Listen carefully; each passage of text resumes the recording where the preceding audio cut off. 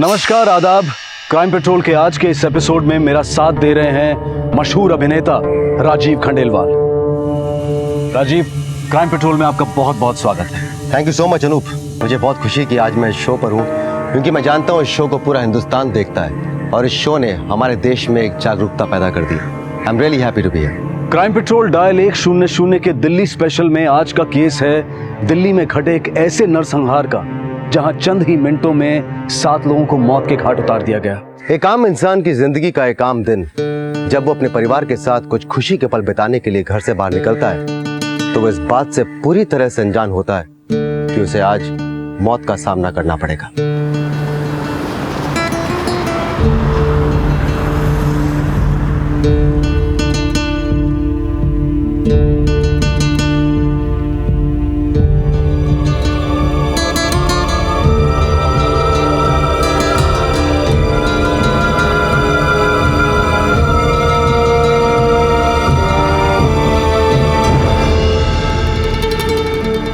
यहाँ का खाना तो जेपी रोड के ढाबों से भी अच्छा है। तुम ही हमेशा जेपी रोड करते रहते हो, कभी नई जगह ट्राई नहीं करते, हमेशा एक ही जगह जाके बोर करते रहते हैं हमें। पापा हमें बोर नहीं करेंगे, हमें फन फूड विलेज लेकर जाएंगे, है ना पापा? बिल्कुल, वहीं जाने के लिए तो निकले हैं। चलो चलो जल्दी फिनिश करो जल्दी। फिनिश पापा।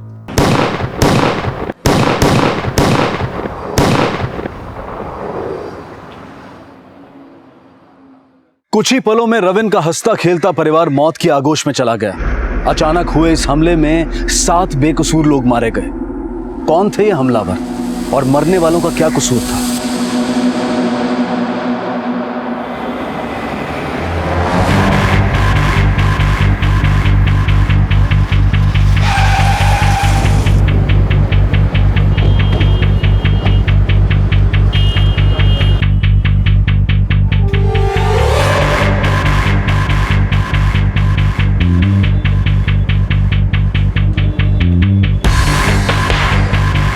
बॉडीज को पोस्टमार्टम के लिए भेजो, इन्हें आइडेंटिफाई करवाओ और इनकी फैमिलीज को इन्फॉर्म करो। सर,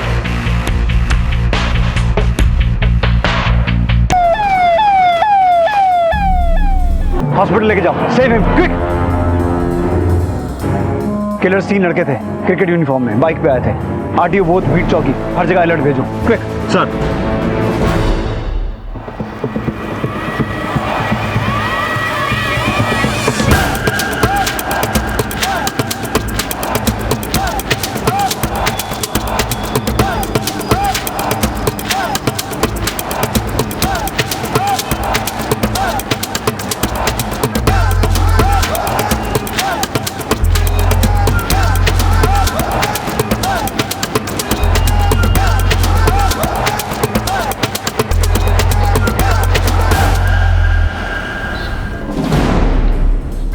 सर, ये उन लोगों की लिस्ट है जो हादसे में मारे गए और इस आदमी का नाम रविन खन्ना है। इसके साथ इसकी बीवी और बेटी भी थी।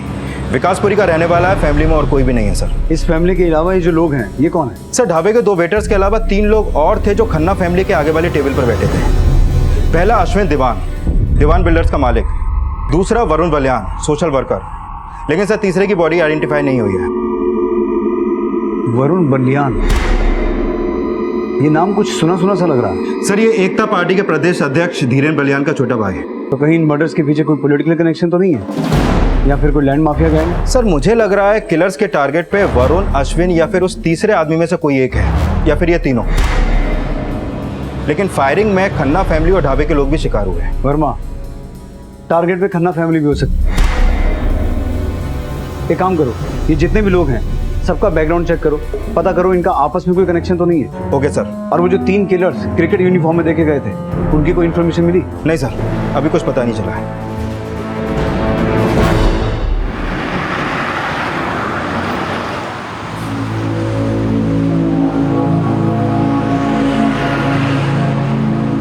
पवन तनय संकट हरन मंगल मूर्ति रूप, राम लखन सीता सहित हृदय बसौ सुरभूप। रे बोलो रामचंद्र की जय। रे भाई जय तो बोल दो। जय। सूरज, ये थारा यार तो जमा पड़ा है। अरे बोलो तो भैया, अभी छोरे को ठर्रा पिला के गरम कर दे। अच्छा, लदी घाटे। अरे सुबह हंसता खिलता निकला था, वो अब नहीं रहा। ये सुन के धक्का सा लग रहा है। आप पहचानते हैं इसे? ये कौन है? और इन तीनों का आपस में क्या कनेक्शन है? मुझे नहीं पता ये कौन है। और अश्विन दीवान? देखिए, वरुण तो समाज सेवक था, एक एनजीओ चलाता था, रोजाना कई लोगों से मिलना जुलना था उसका। तो मुझे पता नहीं ये दोनों उस वक्त वरुण के साथ क्यों थे। हमें पता चला है कि किलर्स 3 लड़के थे क्रिकेट यूनिफॉर्म में। तो आपको क्या लगता है वरुण के एनजीओ में ऐसा कोई है? नहीं, वरुण के एनजीओ में ऐसा कोई नहीं हो सकता। वरुण लाला अमरनाथ कॉलेज का ट्रस्टी था। तो उस कॉलेज का कोई स्टूडेंट जिसकी वरुण से कोई दुश्मनी हो? दुश्मनी तो बलराम यादव निकालना चाहता था वरुण से। बलराम यादव, शक्ति पार्टी वाले? हाँ जी। क्यों? वो वरुण के एनजीओ ने पिछले साल जल विभाग में जो धांधली हुई थी, बलराम यादव ने जो की थी, उसका पर्दाफाश किया था। तब से बलराम यादव की आंखों का कांटा बन गया था वरुण।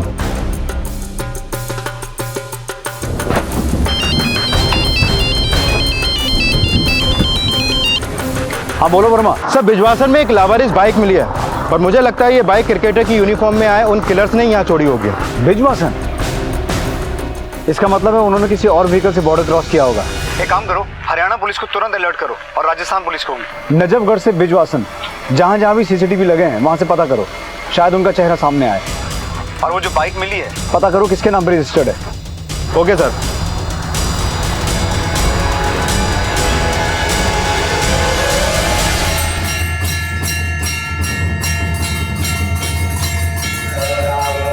सिर्फ श्रद्धालु लोग रुकते हैं यहाँ पे, छिपड़ेंगे वास्ते इससे अच्छी जगह ना मिलेगी। और वैसे भी अगला सिग्नल मिलने तक हमको यहीं रुकना है। चलो। रावत साहब, जल विभाग स्कैम में हाईकोर्ट ने तो मुझे 2 महीने पहले ही क्लीन चिट दे दी, लेकिन हो सकता है वरुण से अभी भी कोई रंजिश। धीरेन आपको गुमराह कर रहा है। वो मुझे बदनाम करने के बहाने ढूंढते रहता है, इसलिए अपने भाई का मर्डर भी वो मुझसे जोड़ रहा है। सच तो ये है कि स्कैम का फेक वीडियो भी धीरेन बलियान का ही षड्यंत्र था। वरुण तो सिर्फ एक मोहरा था। तो क्या लगता है आपको वरुण बलियान का मर्डर किसने करवाया है? देखिए, मैं आपको गुमराह करना नहीं चाहता, पर इतना जरूर कहूंगा कि धीरेन न तो जनता का है न तो अपने भाई का। सर, मैंने लाला अमरनाथ कॉलेज में पूछताछ की, लेकिन ऐसा कोई स्ट्रॉन्ग लीड नहीं मिला जिससे इस कॉलेज के किसी भी स्टूडेंट पे शक किया जा सके। वरुण बलियान और अश्विन दीवान, इनके कॉल रिकॉर्ड्स क्या बताते हैं? सर ये देखिए, सर ये दोनों पिछले 2 साल से कांटेक्ट में थे और वरुण का अश्विन के ऑफिस में भी आना जाना था। तो फिर धीरेन ने अश्विन को पहचानने से मना क्यों किया? कहीं ऐसा तो नहीं कि ये धीरेन अश्विन को भी जानता था और उस तीसरे आदमी को भी? एक काम करो वर्मा, धीरेन और बलराम इन दोनों के कॉल रिकॉर्ड्स निकालो। हमें इनकी दुश्मनी का एंगल क्रॉस वेरीफाई करना पड़ेगा, और ये भी कि वरुण के अलावा अश्विन और उस तीसरे आदमी से इनका क्या कनेक्शन था। Okay sir. अच्छा वर्मा, अश्विन के कॉल रिकॉर्ड्स में कोई भी ऐसा आदमी नहीं है जो उस तीसरे आदमी को आइडेंटिफाई कर सके और इन मर्डर्स के मोटिव को समझने में हमारे काम आए? हाँ सर, एक नाम है जिससे हमें काफी कुछ पता चल सकता है। कौन? रोशनी चौटाला। ये पहले लैंड रेवेन्यू डिपार्टमेंट में थी और अश्विन ने लैंड क्लियरिंग में इसकी काफी हेल्प ली थी। सर, ये दिल्ली महिला मंडल की मेंबर भी है। कापासाइडा में इसका संपर्क कार्यालय है, जहां से ये अनऑफिशियली रियल एस्टेट में डील करती है। हाँ विनोद। ओके, तुम सीसीटीवी फुटेज लाओ।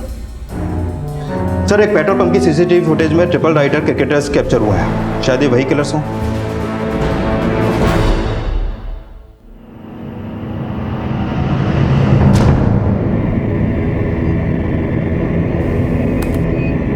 सर, यही तीनों लड़के हैं। पेट्रोल पंप वाले बोल रहे थे ये बहुत जल्दबाजी में थे। साहब, वो लोग लाइन तोड़कर आगे आ गए थे।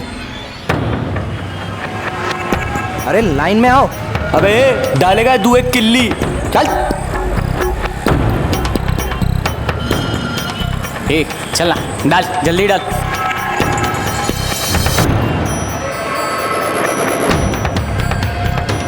आंधी की तरह आए और तूफान की तरह चले गए। रविन खन्ना के बयान और इन तीनों के बिहेवियर से तो ये लगता है कि किलर सही होंगे, लेकिन सीसीटीवी के इस एंगल से इनका चेहरा ठीक से दिखाई नहीं दे रहा। सर मैंने पेट्रोल पंप वाले से इनका हुलिया जानने की कोशिश की। उन्होंने कैप और चश्मा पहन रखा था, इसलिए वो पहचान नहीं सका। लेकिन उसका कहना था कि उनकी यूनिफॉर्म बिल्कुल नहीं थी, जैसे शोरूम से वो पहन के निकले हो।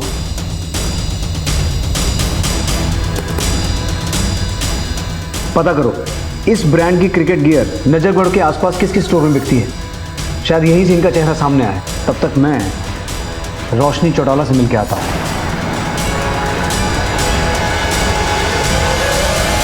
क्या अग्रवाल साहब, 20 करोड़ की एग्रीकल्चर लैंड खरीद के 50 करोड़ की इंडस्ट्री लगाएंगे और लैंड क्लियरिंग के लिए 40 लाख भी नहीं दे सकते? हद करते हो। लेकिन 40 थोड़ा ज्यादा है, थोड़ा कुछ कम। ज्यादा दोगे तभी तो जादू होगा। और वैसे भी ये 40 लाख आगे चल के आपके ही तो काम आने वाले हैं। भाई विधानसभा चुनाव जीतकर आप जैसे लोगों की तो सेवा करनी है कि नहीं? सो तो है। एक मिनट। हाँ बोल। रावत, ठीक है, भेज दे भीतर। ज्यादा मत सोचिए अग्रवाल साहब, पैसा भेज दीजिए, काम हो जाएगा। ठीक है, भिजवा देता हूँ। ये हुई ना बात।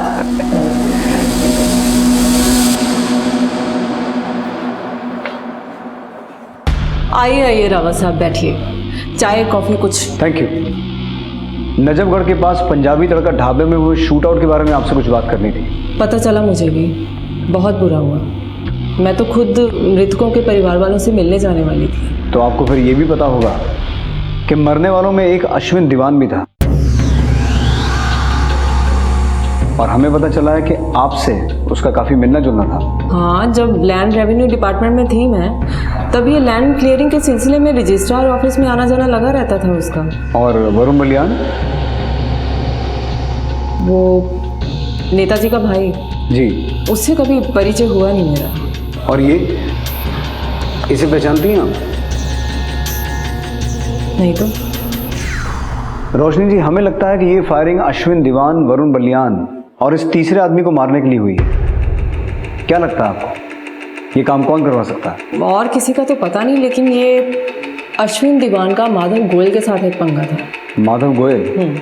कैसा पंगा? देखिए रावत साहब, जब ये आउटर दिल्ली बसनी शुरू हुई थी, तब सबसे ज़्यादा चांदी वहाँ के किसान जिम्मेदारों की हुई थी, और ये अश्विन दीवान उसी किसान परिवार से था। लेकिन इसके बाप दादा ने माधव गोयल से कर्जा लेके रखा था, इसीलिए वो ज़मीन की power of attorney Madhav Goyal के नाम पर थी। तो जब ये अश्विन की विधवा माँ की मौत हुई, तो माधव गोयल ने वो ज़मीन किसी इंडस्ट्रियलिस्ट को बेच दी थी, और फिर अश्विन गोयल ने उसी ज़मीन पर अपना क्लेम कर दिया। फैसला किसान के हक में गया। इसी के चलते ये माधव गोयल का करोड़ों कमाने का जो सपना था, धराशायी हो गया था, और ये अश्विन दीवान उसी ज़मीन के पैसों से मोटा बिल्डर बन गया था। माधव इसी बात को लेके खार खाता था अश्विन से। माधव गोयल रहता कहाँ है? जनकपुरी में कोठी है इसकी।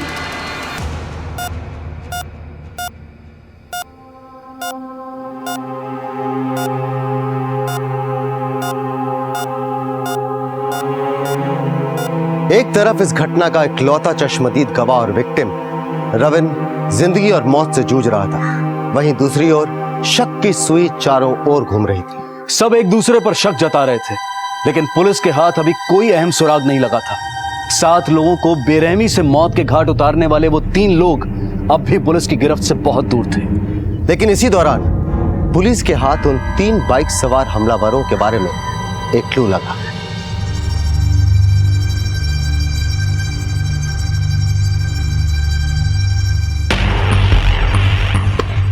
सर, इस लड़के ने 5 जुलाई को आर्य स्पोर्ट एसेसरीज से रेज ब्रांड के 3 पेयर क्रिकेट कॉस्ट्यूम और एक किट खरीदी थी।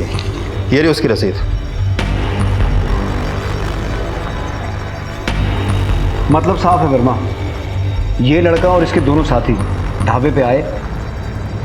एक टेबल पे अश्विन, वरुण और वो तीसरा आदमी बैठे हुए थे। उनके ठीक पीछे रविन खन्ना और उसकी फैमिली, और ढाबे वाले 2 आदमी शायद वहीं कहीं आसपास अपना काम कर रहे होंगे। इन तीनों ने सडनली फायरिंग शुरू कर दी, या फिर कोई 2, या हो सकता है ये तीनों ही हो। और इनकी गोलियों का शिकार खन्ना फैमिली और वो ढाबे वाले भी बन गए। इस लड़के की फोटो सभी थानों में भिजवाओ और पता करो इसका कोई क्रिमिनल बैकग्राउंड तो नहीं है। सर। हाँ बोलो। सर, माधव गोयल के घर पे ताला लगा है और उसका फोन भी स्विच ऑफ है। पड़ोसियों से पूछताछ की तो पता चला मर्डर्स के पिछली रात से ही वो गायब है। ठीक है, माधव गोयल हत्या वाले दिन से गायब है। इसका मतलब रोशनी चौटाला का शक सही था। सर, उसने अश्विन दीवान के मर्डर का शक तो माधव गोयल पर जताया, पर वरुण बलियान और उस तीसरे शख्स के मर्डर का इसमें क्या तार जुड़ा हो सकता है? अब ये सारे तार तो तभी जुड़ेंगे वर्मा, जब ये तीनों लड़के हमारे हाथ लगेंगे। बोलो, जोर से बोलो, के बोलो, जय माता दी। अरे भाई जोर से तो बोल दे। अरे के जोर से बोलूं यार, भूख लगी से। चल ले ढाबा भाई खाना खाने। भंडारा चालू होगा सत्संग के बाद, तब ठूस लेना जितना खाना है। भूख लगी है। अरे जोर से बोलो, जय माता दी। सारे बोलो, जय माता दी। के बोलो। सर,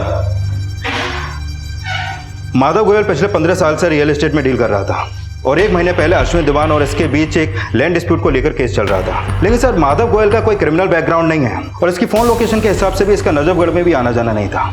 इसके business areas Palam, Delhi cantt, नांगढ़, जनकपुरी और लाजवंती गार्डन है। वरुण बलियान और बलराम यादव से इसका कोई कनेक्शन? नहीं सर, ऐसा कुछ सामने नहीं आया है। एक बात बहुत खटक रही है। धीरेन ने वरुण की हत्या का शक बलराम यादव पे जताया, लेकिन अश्विन और उस तीसरे आदमी के बारे में कुछ नहीं बोला।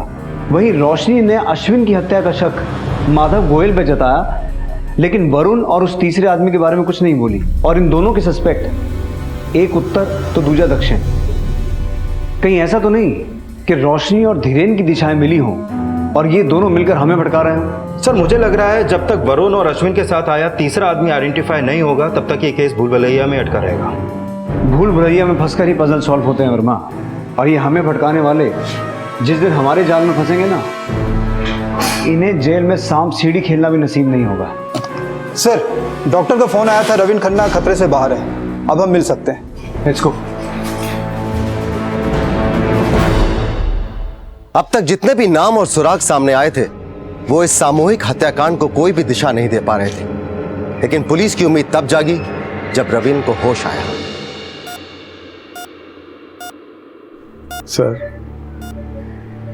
मैं बड़ी मुश्किल से अपनी फैमिली के लिए वक्त निकाल पाता हूँ। उस दिन हम लोग हफ्तों बाद घूमने के लिए निकले थे। मैंने सोचा था कि आज अमृता और खुशी की सारी शिकायत दूर कर दूंगा, हम लोग खूब एंजॉय करेंगे। लेकिन जब हम लोग खाना खा रहे थे, तभी वहां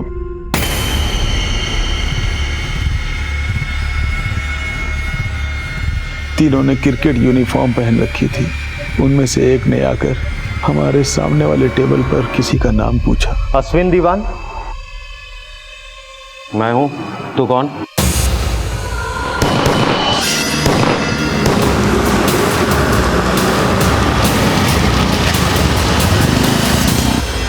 इसमें मेरी बीवी और मेरी बेटी की क्या गलती थी सर, जो उनके साथ? देखिए, आपने जो खोया है उसकी भरपाई कोई नहीं कर सकता, लेकिन हम आपको भरोसा दिलाते हैं कि वो अपराधी बहुत जल्दी जेल में होंगे, ताकि और कोई परिवार उनके अपराध का शिकार ना बन सके। वो जो 3 लड़के थे, उनमें से एक ये भी था क्या?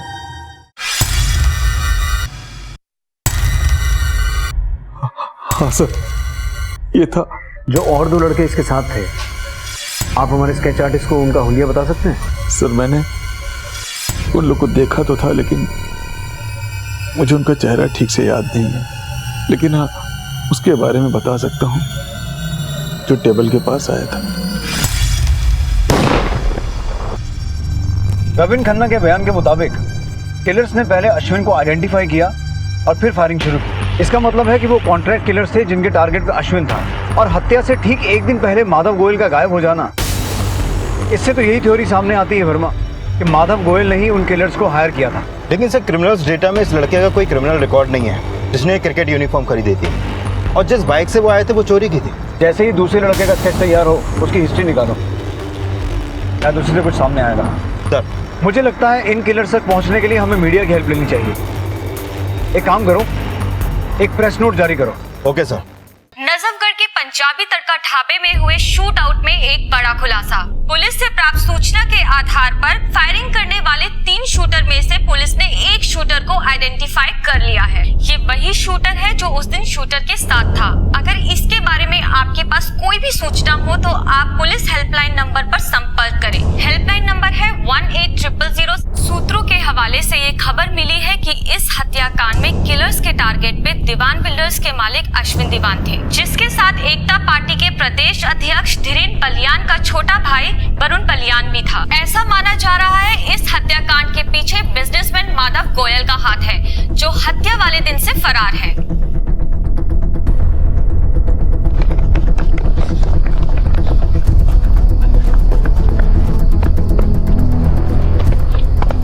निकाल फटाफट, चल चल निकाल।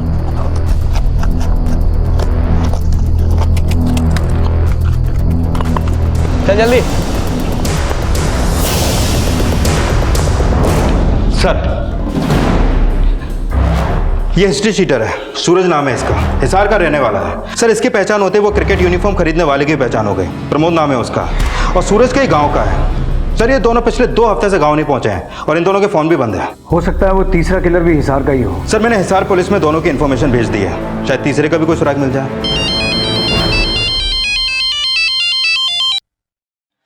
हेलो, माधव गोयल बोल रहा हूँ। माधव गोयल, कहाँ हो? दर दर की ठोकरें खा रहा हूँ रावत साहब। तो पुलिस स्टेशन आ जाओ, तुम्हें मालपुए खिलाएंगे। जरूर आ जाता रावत साहब, लेकिन मुझे फरार अपराधी बताकर आपने खुद ही मेरे पांव बांध दिए हैं। रावत साहब, ये रोशनी चौटाला 1 नंबर की झूठी औरत है। उसने आपको ये तो बता दिया कि अश्विन के साथ मेरी कहा सुनी हुई थी, लेकिन ये नहीं बताया कि वरुण बलियान दीवान बिल्डर्स में स्लीपिंग पार्टनर था। उन दोनों ने मुझे मिलकर चीट किया और उनकी मदद की इस रोशनी ने। तो तुम ये कहना चाहते हो कि ये मर्डर्स तुमने नहीं करवाए? बिल्कुल नहीं। अब प्रताप लहरी को ढूंढिए, वो भी गायब है। कौन प्रताप लहरी?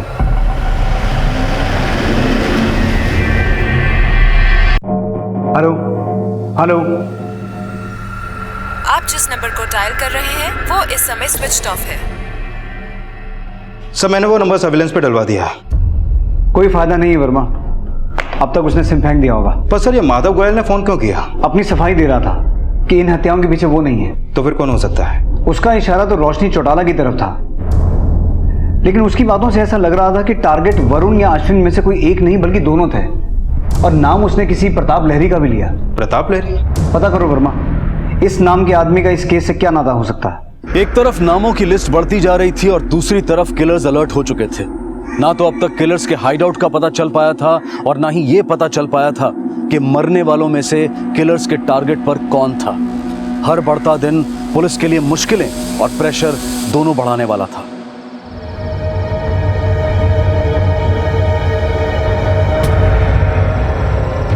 काका। हाँ बोलो, क्या बात है?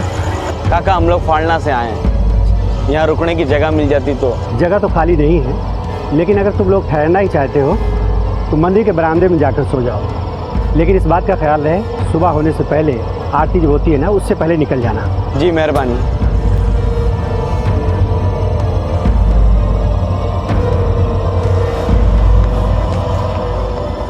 बहुत बहुत बधाई रोशनी भाई। अरे धन्यवाद धन्यवाद। अग्रवाल साहब, बधाई तो आप मुझे उस दिन दीजिएगा जिस दिन विधानसभा का टिकट मिल जाएगा। अरे ये महिला मंडल की अध्यक्ष तो वैसे भी मुझे ही बनना था। रोशनी जी, आपके बधाई समारोह में खलल डालना चाहता हूँ, आपसे कुछ पूछताछ करनी है। पूजा,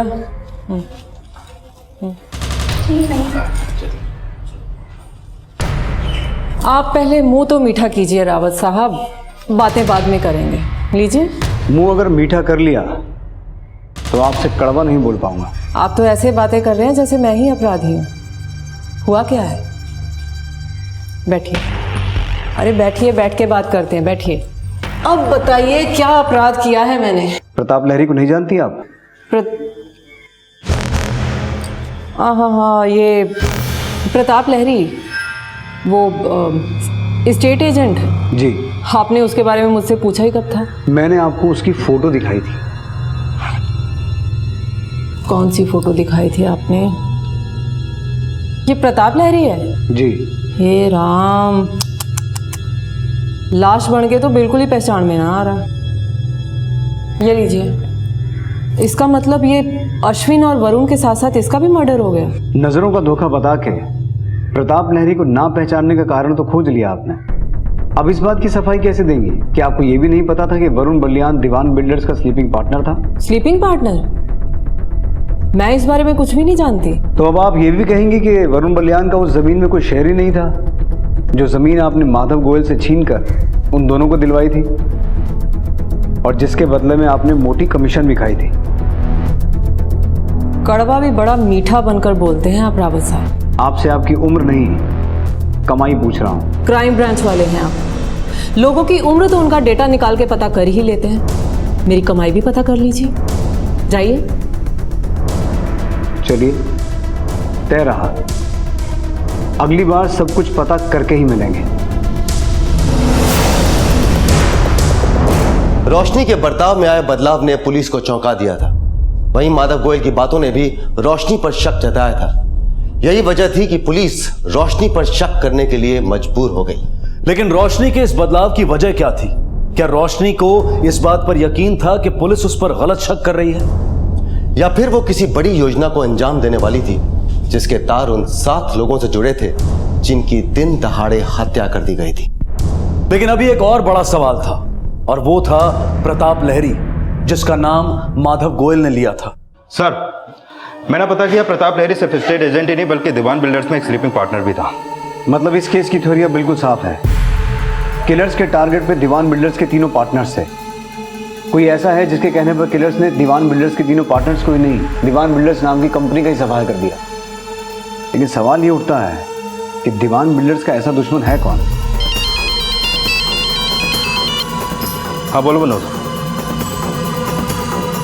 ठीक है सर, खबरियों से पता चला सूरज ने कोटला के किसी असलम से 3 पिस्तौल और बुलेट्स खरीदे थे। उठा के लाऊं सर? Okay sir.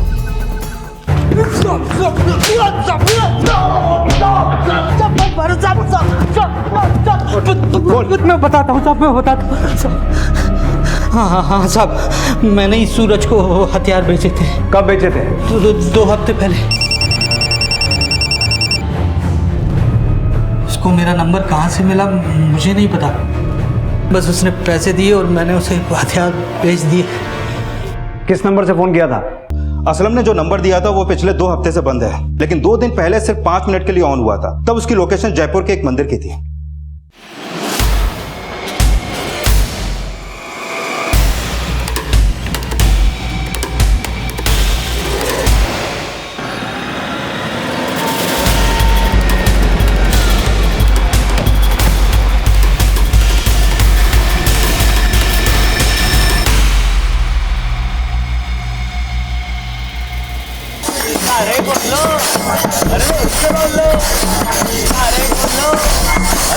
हाँ सर, ये दोनों इसी मंदिर में 2 दिन पहले सत्संग करे थे, लेकिन इसके साथ एक और भी लड़का था। अरे एक बार पैसे मिल जावे फिर देख लेंगे क्या करना है। पर पिस्सो मिलेगा कब? अरे सब्र तक इंतजार कर ले, मिल जाएगा। खुश? अरे यूके, माता रानी का मैसेज आया है, बोले 10 लोगों को भेजेंगे तो मनोकामना पूरी होगी। जेके से भाई? अरे छोरे, तू ना समझेगा, ये है गुड लक मैसेज। अब देख, अपने साथ में सब कुछ अच्छा होगा। सर, अभी उस लड़के ने फोन ऑन किया था, लोकेशन ट्रेस हो गया। Let's go.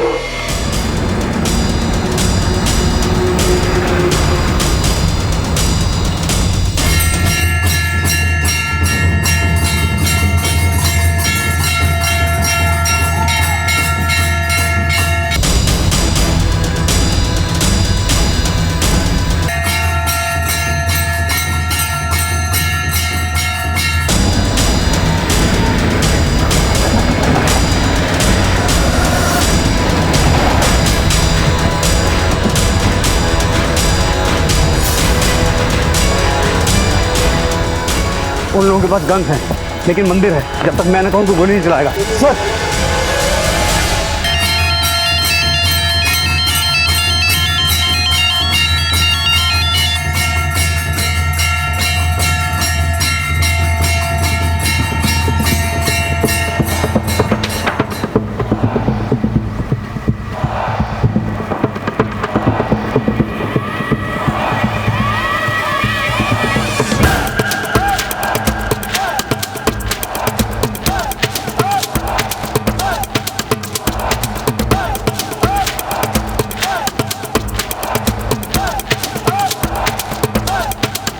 Suraj, Pramod,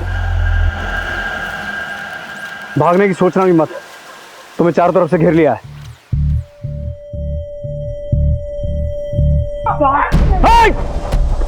be careful, उनके पास बंदूकें हैं।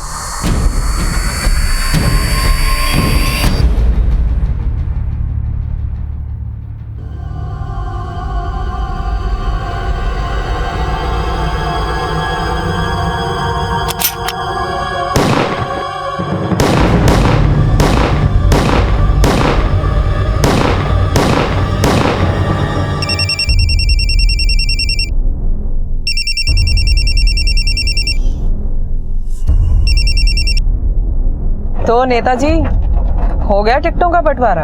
अभी बात नहीं कर सकता, बिजी हूँ। आप जैसे गिरगिटों को ना रोज अपनी उंगलियों पे नचाती हूँ मैं। फोन रख, आज के बाद फोन मत करना। फोन तो अब आप खुद करेंगे नेताजी। मेरा एक मैसेज मिलने की देर है बस। सर, वो तीसरा किलर नमन था, हिस्ट्री शीटर।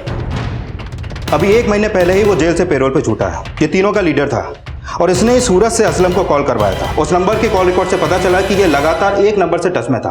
किसका नंबर है? सर, उसकी डिटेल मैंने मंगवाई है, फिलहाल वो नंबर बंद है। जब से ये एनकाउंटर हुआ है, एक बात बहुत खटक रही है। जब मंदिर में उन तीनों को सरेंडर करने को कहा गया तो वो तीनों गाड़ी के पीछे छुप गए झुककर। फिर उनकी तरफ से फायर हुआ तो फायर गाड़ी पे लगा लगभग इस हाइट पर। वर्मा, उन लोगों की पोजीशन के एंगल के हिसाब से गोली गाड़ी पे कहीं नीचे लगनी चाहिए थी, इतनी ऊपर नहीं। यानी कि सर आप ये कहना चाहते हैं गोली उन तीनों ने नहीं बल्कि किसी चौथे ने चलाई है? हाँ, जो ये चाहता था कि वो तीनों एनकाउंटर में मारे जाएं। और हो ना हो वर्मा, ये चौथा आदमी वही था जो नमन से लगातार फोन पे बात कर रहा था। ये तूने अच्छा नहीं किया। तू जानती नहीं मैं कौन हूँ? जानती हो ना, आपकी ताकत का अच्छी तरह से अंदाजा है मुझे। इसीलिए तो नेताजी आपकी नस पकड़ी है मैंने। नेताजी, मैं अच्छी तरह से जानती हूँ आप बहुत इज्जतदार हैं, पर क्या है ना, मैंने भी तो आपको अपनी इज्जत सौंपी है ना?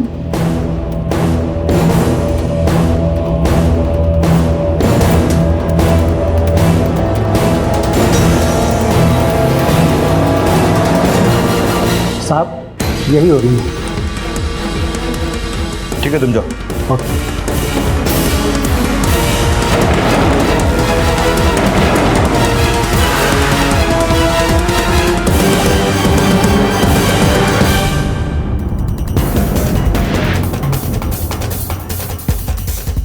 ये मेरी खुशकिस्मती है कि पार्टी आला कमान ने मुझे इस काबिल समझा।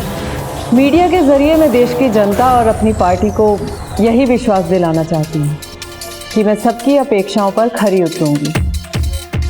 धन्यवाद।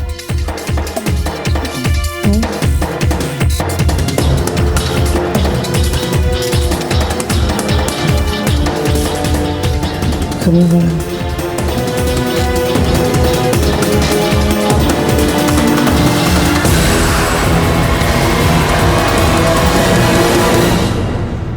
नहीं, देखो तुम्हें टिकट चाहिए थी, वो दे दी। अब और कुछ नहीं कर सकता। मदद तो तुम्हें करनी पड़ेगी मेरी, वरना तुम जानते हो मैं क्या कर सकती हूँ तुम्हारे साथ, जानते हो तुम। अब कुछ नहीं कर पाओगी।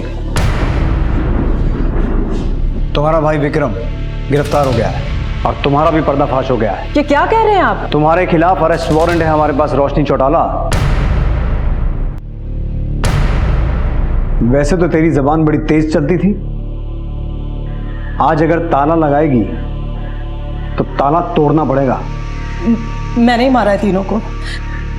कमीनों ने धोखा दिया था मुझे। ये माधव गोयल की डील को इलीगल साबित करने के लिए एड़ी चोटी का जोर लगा दिया था मैंने, और इन तीनों ने 50 लाख की कमीशन अटका दी थी मेरी वजह से ही वो 25 करोड़ की जमीन तुम लोगों को माधव गोयल का 40 लाख का कर्जा देके मिली थी। अश्विन, मैं कहती हूँ कमीशन दे मेरी, कमीशन दे मेरी, नहीं तो क्या पुंछ पाड़े की मारी। देख अश्विन, मेरे से बात कर। पहले अश्विन अकेला था, अब दीवान बिल्डर्स मेरा भी है। और जिन रजिस्ट्रार के तलवे चाट कर तो इसका काम करती थी ना, अब वो खुद हाथ जोड़कर मेरा काम करेंगे। धीरन बलिया का भाई हूं मैं, तेरे जैसे दल्लों की जरूरत ना हमको। दल्ला नहीं, दल्ली है भाई। भाई लेकिन पिछला काम तो इसी ने करवाया था, दे दो पैसे। पैसे चाहिए तने, चल दे देंगे। अरे जैसे रजिस्ट्रार को दिखाती थी वैसा ही थोड़ा मटका झटका हम। हाथ कैसे लगाया तूने? ज्यादा बिजली ना चमका। जब मैं ठोकम पट्टी पे आ गया ना तो महिला मंडल में भी दुखड़ा ना हो पाएगी। कसम तो मैंने उसी दिन खा ली थी कि इन तीनों को मारकर दीवान बिल्डर्स का नामो निशान मिटा दूंगी मैं। बस फिर जब विक्रम जेल से आया तो उसके साथ मिलकर मैंने इन तीनों को मारने की प्लानिंग की थी। और नमन विक्रम को जेल में मिला था और मुझसे विक्रम ने कहा था कि इन तीनों को हम नहीं मारेंगे, नमन से मरवाएंगे। इसीलिए सबसे पहले पैरोल पर मैंने नमन को छुड़वाया और फिर नमन ने हिसार से अपने बाकी के वो जो दो साथी थे उनको बुलाया। बस अब किसी भी तरह करके उन तीनों को मुझे किसी ऐसी जगह पे बुलाना था जहां उन तीनों को एक साथ मार सकूं। इसीलिए सबसे पहले मैंने प्रताप लहरी को मिलने के लिए बुलाया। देख प्रताप, अपना पिछला कमीशन तो मैं भूल चुकी हूँ, लेकिन फिलहाल मेरे पास एक सौदा है जिसे तुम तीनों के अलावा कोई और खरीदने की हिम्मत नहीं कर सकता। कहाँ का सौदा है? तुम बस इतना जान लो कि 50 करोड़ की ज़मीन तुम लोगों को 10 करोड़ में मिल जाएगी। सौदा मैं तभी बताऊंगी जब इस बार मेरा पूरा का पूरा कमीशन तुम लोग पहले दोगे, एडवांस में। बोल। डन। और वो बेवकूफ़ बड़ी आसानी से फंस गया मेरे झांसे में।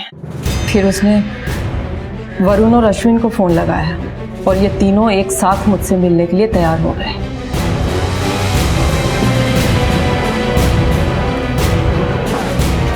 अश्विन दीवान,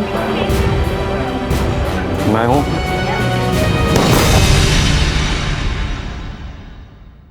नजफगढ़ का पंजाबी तड़का ढाबा शूट आउट के सभी आरोपी पकड़ लिए गए हैं। महिला मंडल की अध्यक्षा रोशनी चौटाला मुख्य आरोपी है। सोमवार को पुलिस कोर्ट में चार्जशीट दायर करेगी।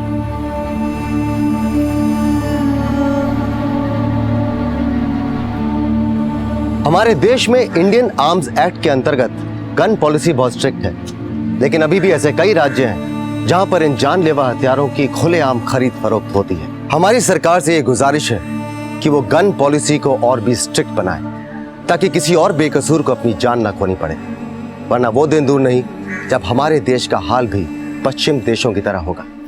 थैंक यू राजीव, आज आप हमारे साथ क्राइम पेट्रोल के इस एपिसोड में आए। Thank you so much Anoop, मुझे यहाँ पर आकर बहुत अच्छा लगा। मुझे लगा कि मैंने भी कुछ कंट्रीब्यूट किया है। आप लोग देखते रहिए क्राइम पेट्रोल। अब मैं अनूप सोनी आपसे विदा लेता हूँ, फिर मुलाकात होगी अगले एपिसोड में जुर्म की एक और कहानी के साथ। तब तक अपना और अपने परिवार का ख्याल रखें और देखते रहें क्राइम पेट्रोल डायल 100। सबक एक को, सीख हम सबको। जय हिंद।